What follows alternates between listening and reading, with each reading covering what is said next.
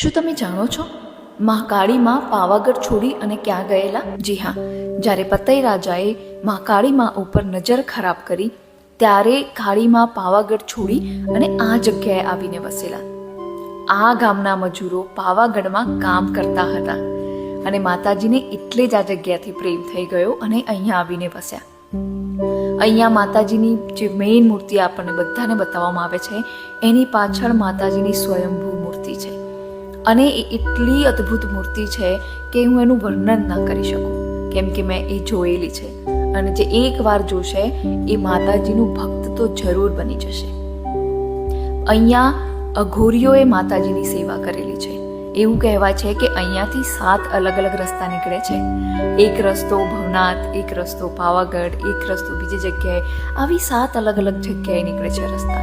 અને આ લોકોએ ટ્રાય પણ કરેલું છે કે એ રસ્તા ક્યાં જાય છે, પણ કોઈને ખબર નથી કે ક્યાં જઈ રહ્યા છે રસ્તા.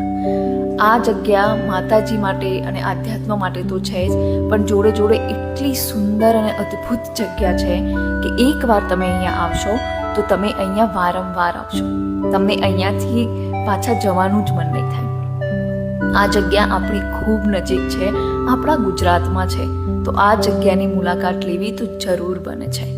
આગળ આખા વિડીયોમાં તમે આ જગ્યા વિશે બધું જ જાણશો અને એકવાર જાણી જશો તો અહીંયા આવ્યા વગર બિલકુલ નહીં રહી શકો.